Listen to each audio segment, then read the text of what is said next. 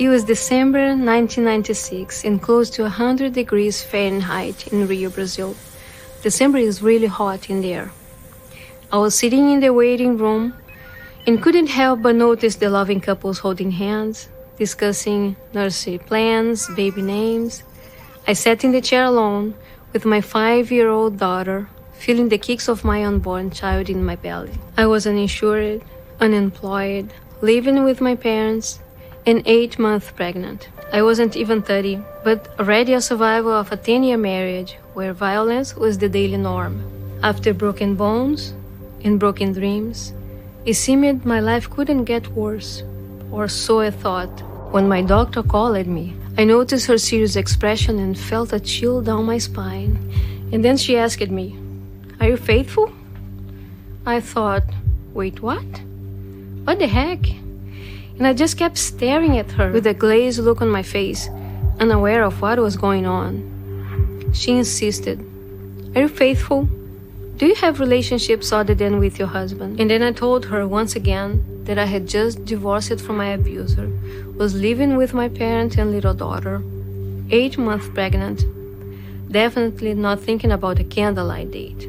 And then she said, "The thing is, you have AIDS. And by reading your exams, I gotta tell you, you won't survive to raise this child." Globally, 1 in 3 women face physical or sexual violence at some point in their lives, a number that has remained unchanged over the past decade.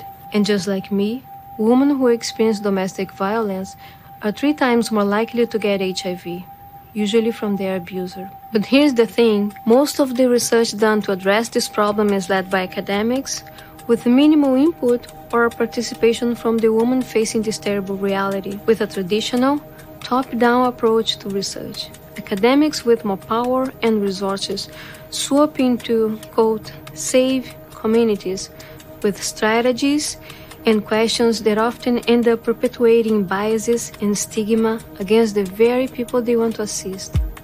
This leaves them feeling ashamed, confused, diminished. There is also a risk of not getting to the root of the problem. How can we fix communities' challenges if they can provide any input? Aren't they the best experts of their own lives and experiences? I came to understand this firsthand, both during my experience with my doctor on that day and through my own professional journey. First of all, my doctor was wrong. It is 2024, and I'm still here, 28 years later.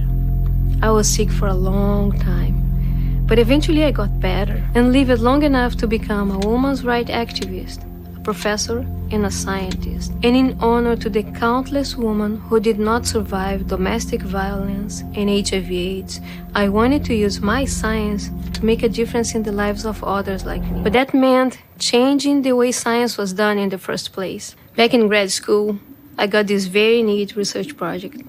I was gonna help improve the lives and health of sex workers from Brazil, so I hit the streets to interview them. The main question I was supposed to ask: how often do you have sex without a condom? Pretty soon, I realized I was way off base. The real worry was not condoms. The real fear was getting into a car with a client and not making it out alive.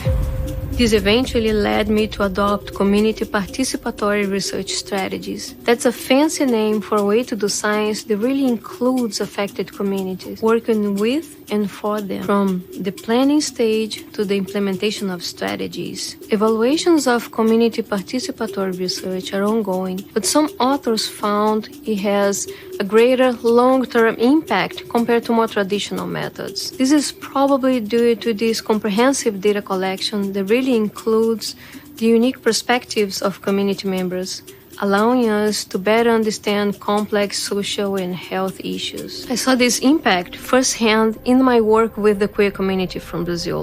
We formed an advisory board representing diverse regions and populations and worked together to develop the questionnaire, conduct the surveys. What we found was that queer Brazilians were facing high rates of bullying, violence, school dropout, poverty, and mental health struggles. So we partnered with local organizations to implement strategies such as Prepara NEM, a free college preparation course, and entrepreneurship training. These strategies developed to break the cycle of social exclusion and poverty. After 7 years, our own tracking shows that more than 80% of Prepara NEM students continue their education, receiving a college or university degree. The vast majority of those participating in entrepreneurship trainings either launched new businesses or improved existing ones. To address bullying and violence, we developed the RISE app, again in close collaboration with the community. The app has features like a panic button,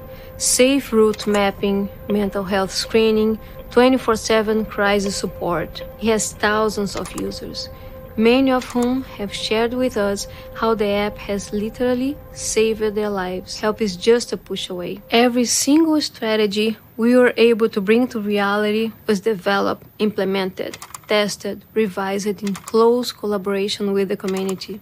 This is in essence what community participatory research is. I know, as a survivor myself, that we want to be at the table.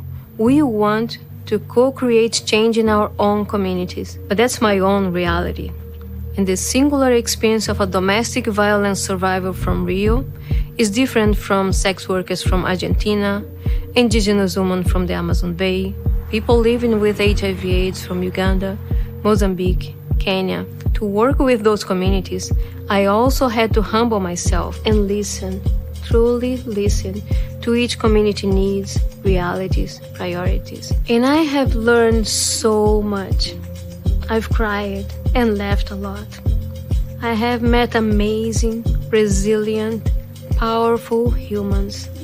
And together, we developed new services, improved existing ones, and even helped to change local and national legislations. But I was not their savior.